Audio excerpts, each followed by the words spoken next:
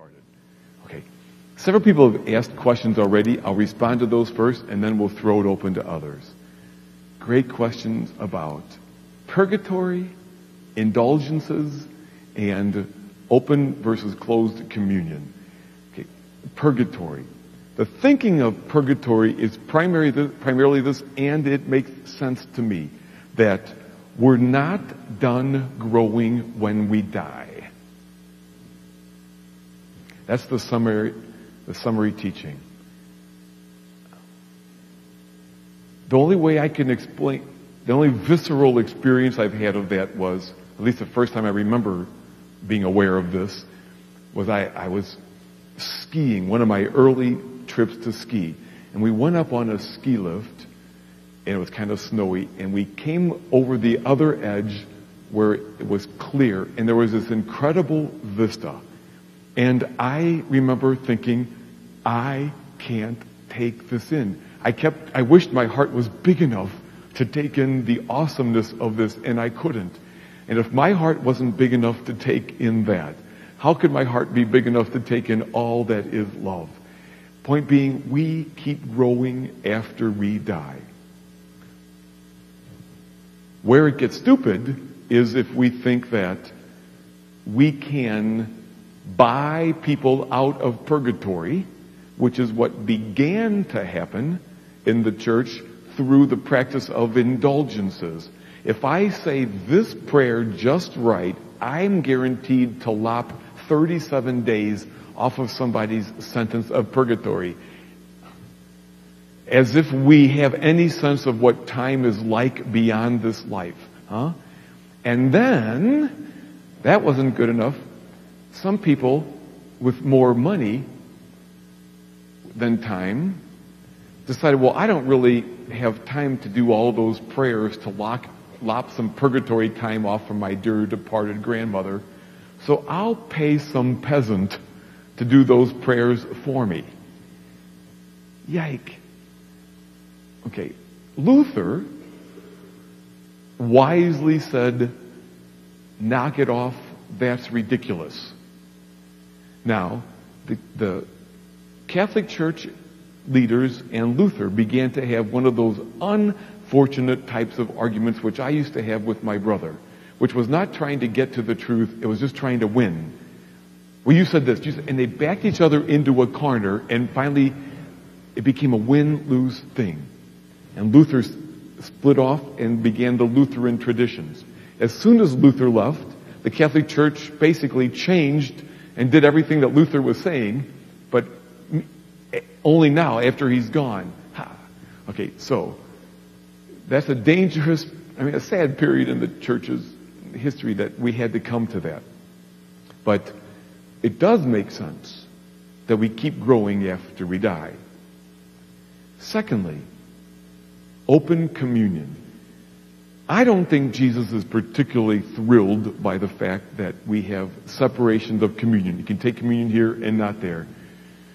The night before he died, he said, I pray, Father, that they might be one, as you and I are one. But right now, the Catholic Church says Catholic communion is open only to those who are one with us in the Catholic tradition, unless you were, say, of a Lutheran tradition or some tradition that believes what we believe about it and are in a hardship where you would not be able to receive communion yourself. Again, the reason we do that is because the Eucharist summarizes everything we believe, and we want people to believe with us what we believe as we take it. And again, having said that, I don't think Jesus is excited that we aren't all somehow to the point of one table. I don't expect us to be there before I die, but I expect when we get to heaven, we'll realize how we are all united around the common table. I'll tell you, because I'm older than most of you, so I might get there first. All right. Other questions? Those were great. Please. Mm-hmm.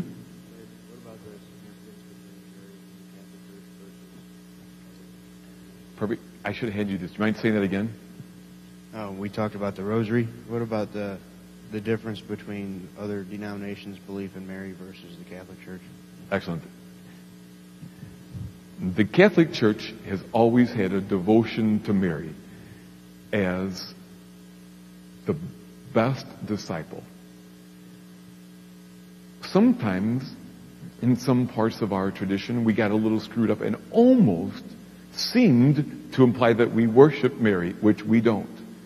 Mary was a young woman, very young woman, almost a girl, who was courageous enough when visited by the angel to ask if she would be willing to bear Jesus into the world, to say yes.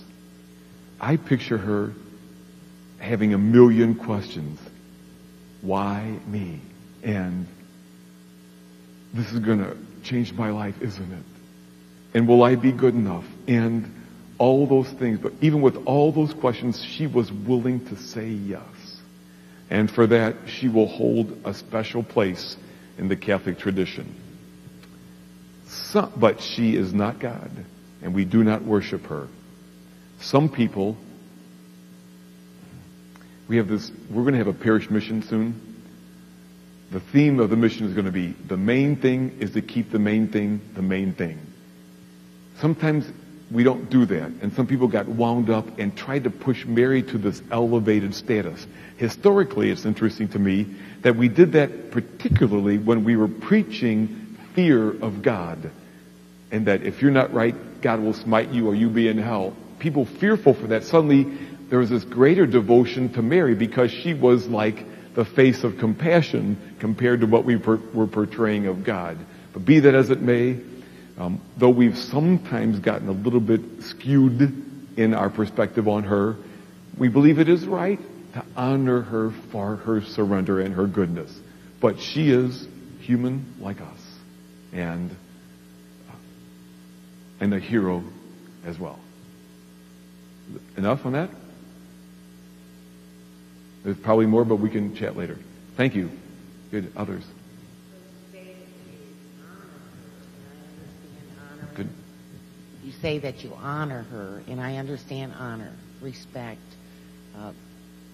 think highly of, but you also pray to her. Thank you. We also pray to her, yes and no. Pray to her in the same way that I would ask all those who've gone before me to pray with me. So I ask my dad, I don't pray to my dad when I'm scared. I ask my dad to pray for me or with me. I ask Mary to intercede for me or with me. We sometimes hear people say we pray to Mary. That's an unfortunate imprecision in language. When they're just not being precise, clear enough in that. And there probably are some people who have gotten confused and think they're praying to Mary as if she's God. Oh, no, she's not. Please do ask something else. You haven't thrown anything at me yet, so I'm good. Okay, no. Well, you talk about interceding. Yes. And in the Word, it talks about He sits at the right hand of the Father, and He's our interceder. Yes. Jesus is our interceder. Excellent. Jesus is our intercessor. Correct. Absolutely. And one of my favorite lines of any teachings about Mary was, any authentic devotion to Mary will lead us to her Son. Otherwise, it's not authentic devotion to Mary. Leads us to the true interceder. Now, you don't have to ask the saints to pray for you. You don't. You can. Or you can just think about them as heroes. Or as the cloud of witnesses cheering us on that we'll never see in this life. Because the ultimate interceder is Jesus. Amen. I agree. Thanks. It was fun. Please. You want to speak into the microphone? No? When you were talking earlier, you said that marriage is forever. Did you mean that is eternal after death, or do you mean just for our lifetime here on earth? Great question. I said marriage is forever. Does that mean after death? Or marriage is forever on this side of the kingdom, so to speak? What was that line?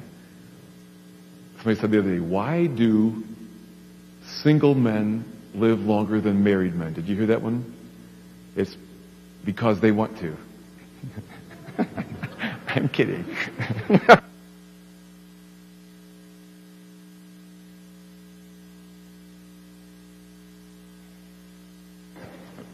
Sorry, a feeble attempt at humor, no offense to anybody. Okay. I should be right. And we should make fun of guys in a little bit later there. Okay. When the Catholic Church says marriage is forever, we're talking about in this life. When asked about life after life, Jesus talked about people are not given to each other in marriage. And I also believe that all those we have loved are a part of us forever.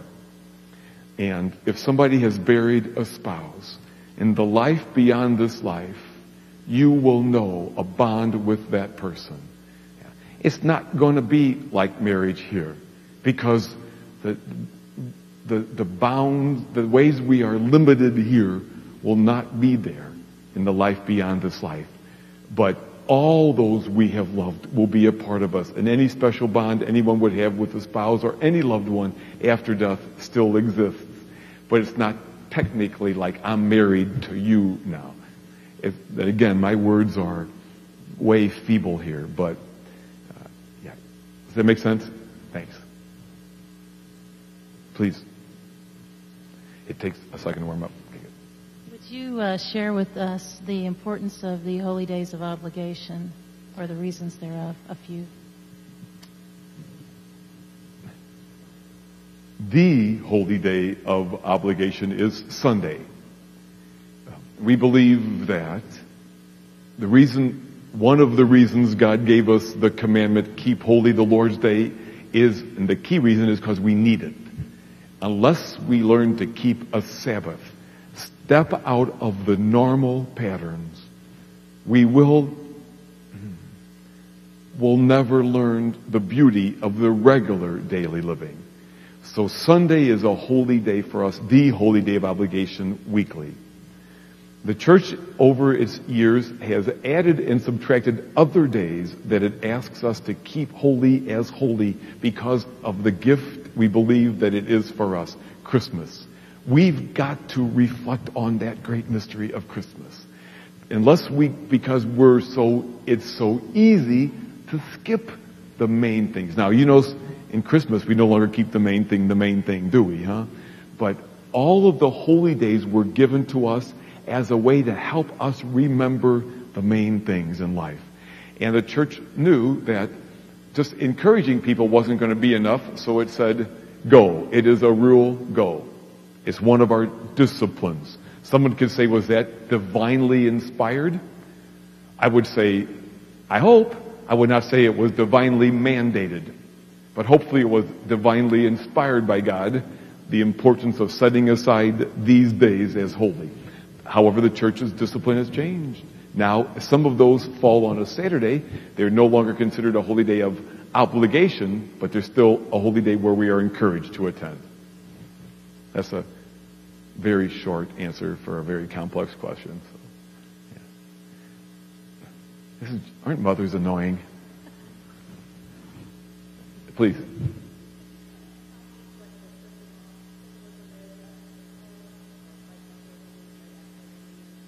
Yes. Love it.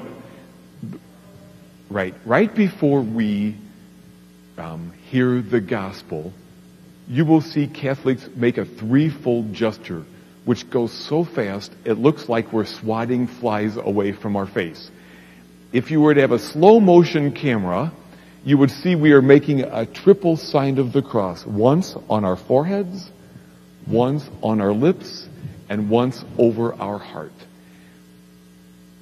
The goal is to open our minds, our lips, and our hearts. You can think those words.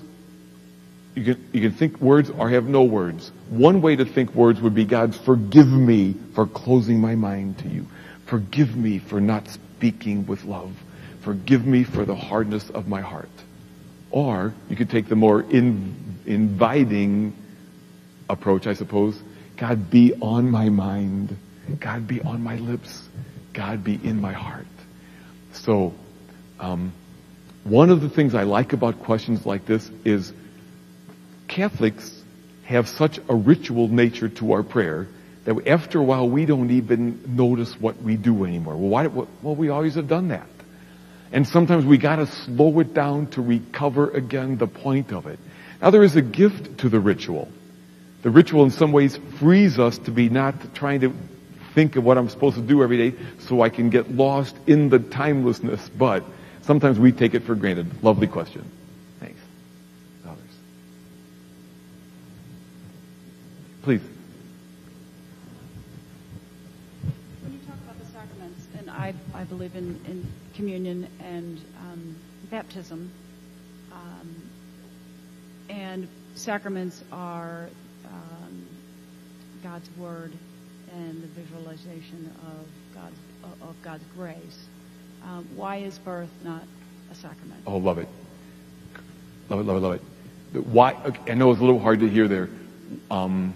If sacraments are embodiments of the love of God, I won't say it quite as poetically as you did. Why would things like birth not be named a sacrament? Love it, love it, love it. Actually, in the Catholic tradition, if you were to ask me how many sacraments there are, the answer is infinity. There's an infinite number of sacraments. Everything is a place to meet God.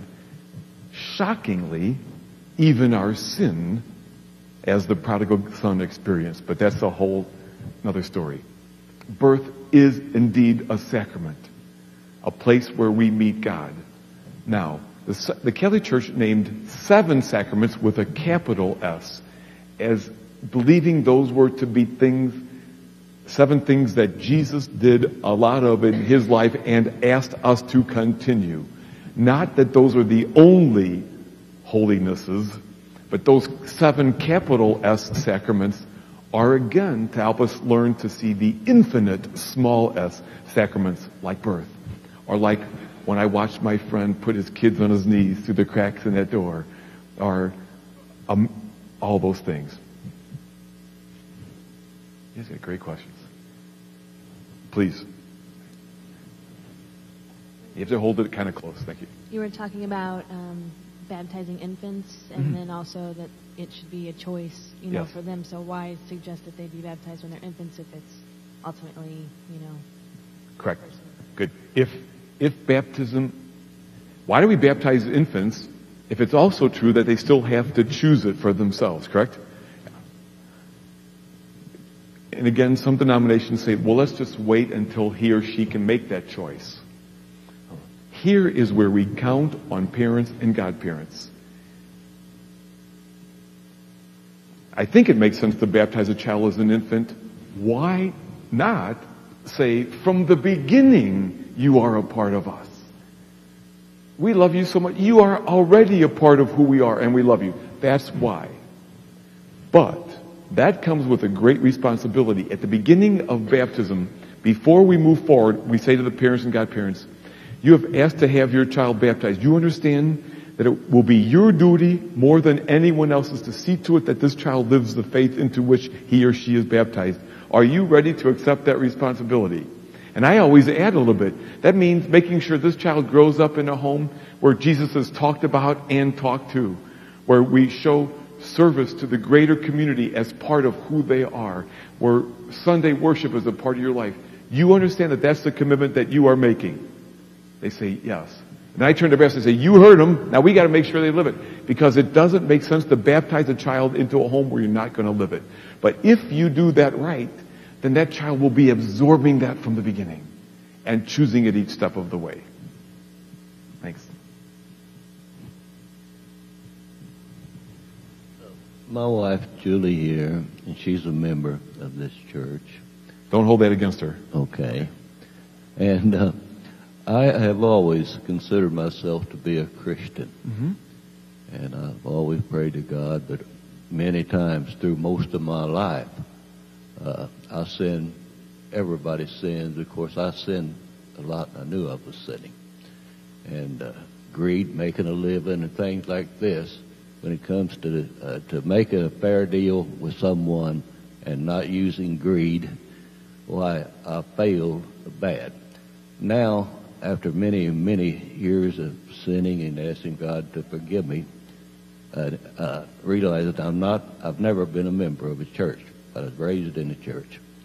And I found now, and it might help some of the younger people here, that when times really get bad, you find out there's no place to go. No place else can help you, doctors or anybody else. Jesus, I can tell when Jesus hears me and says, "Hirsch, things going to be all right." I've had it happen in different cases, family, bad things. And, but it come to me, well, I can't be perfect, I understand that. But I've got Jesus that will forgive me of my sins when I sin occasionally. But I found one thing that come to me in a prayer. The way you can be a good Christian is anything you make, say during a day, a business deal or whatever it might be, if you stop just for a second and say, what would Jesus do? What would he truly do if he was here on earth? Do what he'd do. Thank you. Thank you. I think that's a good place to end. Here's what we'll do. I want to introduce you to Missy Lowry, and then after Missy says a few words, I will be hanging out. A number of us will be hanging out. If you want to ask, chat about anything else. As I said when we announced this evening, you are welcome to come here tonight with no intention to become Catholic, and that's wonderful. But if God is at all tugging on your heart, we would love to have you. Missy will describe a little bit, I guess, the next steps for that. And then you'll be around to answer questions, and I'll be in the back answering questions for anybody that doesn't want to hang out for that. And so Missy, why don't you come forward now? Again, thank you for coming. Gosh, honored by your presence and delight to meet some of you for the first time ever, and God willing, I'll meet you some more. Well, as Father said, we're just so excited that all of you were nudged by the Holy Spirit just to come here and check it out, if nothing else. And I am the coordinator of the RCIA program. And it's, as Father said, it's a process of knowing God through Jesus and then learning to live your life as Jesus would do it. Our whole process is geared to teaching you about the Catholic faith, excuse me, helping you form your faith, and then preparing you to receive sacraments at Easter time, provided you're ready. And that decision, we want to put right up front, is not up to the RCIA team whether you're worthy to be Catholic. It's between you and God. We're there, asked by God, to help you guys out. We've got an 11-man team. We rotate every week so that you don't have to hear the same old voice every week and get tired of the same old face. But we're there to assist your journey. We're not there to judge you. So if at any time throughout this whole process, if you do decide to sign up, just to continue to check it out, or maybe you're positive, yeah, I want to do this, either spot is great. At no time through this process would anyone ever say, if you decide 2 weeks down the road, 2 months down the road, that, hey, Missy, you know what? This just isn't for me. I'm not ready yet. It's not the right time, or not what I thought it would be. Nobody's going to say, oh, bad you. Okay? That's between you and God. We're there for you if you want it, but if it's not right for you, that's okay too. RCIA is a 9-month process. Starts in the beginning of September, which this is the first session. That's what we consider our first one. So if you do sign up, you made it through the first session. We end 6 weeks after Easter at the Feast of Pentecost. And what we do during that whole time, tonight, first session, there's 3 evening sessions held in the homes of one of our team members. Usually we've got a big enough group that we split into 3 different households, 3 different nights of the week. You can go 1 night a week is all that is expected. It's an hour and a half long, 7 to 8:30. You can choose the house that's closest to you, or you can choose what night of the week is the best for you. And Elmer Kressel, which I'll introduce you to shortly, is the coordinator for our inquiry team. That's for the first few sessions, our pre-catechumenate, big word for beginning sessions. And he will coordinate with whoever signs up whose house and what night. What we do during those beginning sessions is we stir the pot of your faith. We get you to think about some things maybe you haven't thought about before or not for a long time. Like, okay, do I ever pray? Do we talk about God in our house? Do I feel like God's way far away, or do I feel like He's pretty close to my heart? Where exactly am I? Where am I starting here? Okay? And we just sit around in the living rooms and we talk about faith. After those first 3 night sessions, we have one more session at night that's a tour of our church. Father Ron does it, and he tells you all about the Catholic Church and all the different things that you see during Mass, why we do, what things are. Then we begin going on Sunday mornings, and the rest of the year is pretty much on Sunday mornings, with the exception of maybe 2 other nights where we have input sessions, because that's more convenient for the priest to be involved. But the rest of them are on Sunday. We meet at the 8 o'clock Mass. We sit through the beginning of Mass, the readings, Father's homily, which is his talk to the congregation. And then after he's finished with the homily, he actually says a prayer over us and says, go on and get out of here and go learn some more about God. And we look forward to the time when you can come share the entire Mass with us. So after we receive sacraments, we go down to the church hall underneath the church, and we have the rest of our session there until 10:30. So it's 8 to 10:30 every Sunday. Babysitting is provided if you need babysitting services. And what we do is we take those readings we just heard and we break them apart. What's this mean? What's that mean? Ask questions. Find out what is it that Jesus is trying to teach us. And then, okay, now we know what Jesus is saying. How do we apply that to our lives? How do we live that? And then we'll have a topic every week. Might be on prayer, sacraments, Jesus' life, Catholic morality, church traditions, all kinds of things, so that by the end of the 9 months, you've got a strong foundation to build the rest of your faith life on. Because that's the beginning, not the end. Okay? It's the beginning of the rest of your faith life. So, also we have a break time, where we can talk and have coffee and donuts and all kinds of fattening stuff. We also have one requirement for each candidate or each catechumen, who are the non-baptized people. We'll have some who are already baptized and some who are not. You have to have someone that acts as your sponsor. And that person's requirements are that they attend all of the sessions with you beginning on Sundays. Okay, so it's like beginning of October is when that calendar part starts. The requirements are that they be a practicing Catholic, preferably from Assumption, because they can acclimate you to our community, introduce you to the things that we have to offer here, the different groups, and introduce you to people from our church. And girls have girl sponsors, guys. We feel from our experience as a team that just generally in the long run works better. Many have asked, well, why can't my spouse do it? Our response to that is, you're going to get your spouse's input anyway. We invite them to come. By all means, come with you to the sessions. You'll learn just as much as the person that's going through. Believe me, I did that with my husband years ago when he became Catholic, and it was absolutely wonderful experience for both of us. I ended up being a sponsor for one of the other candidates that was in the group.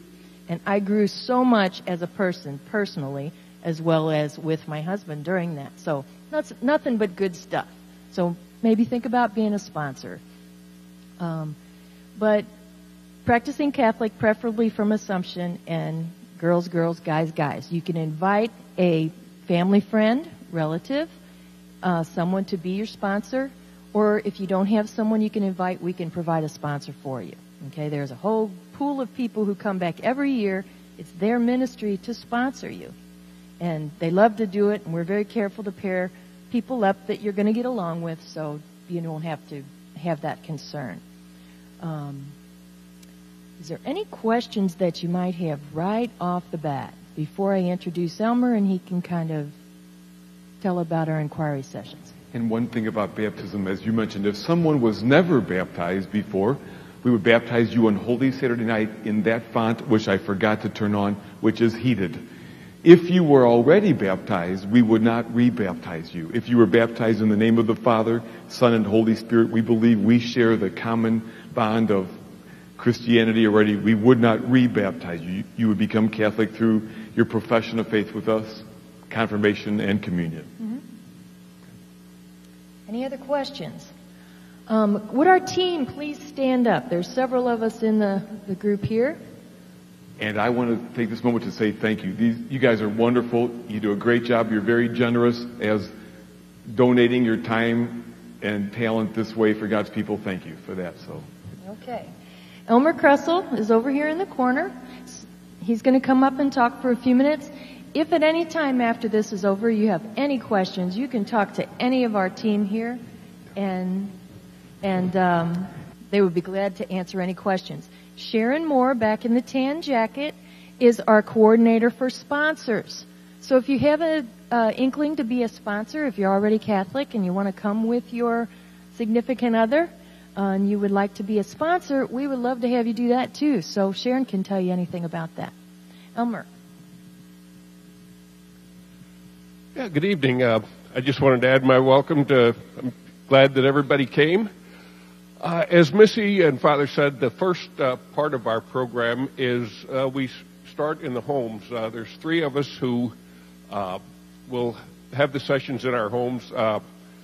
We have it at our house on Monday night, my wife Marcia and I.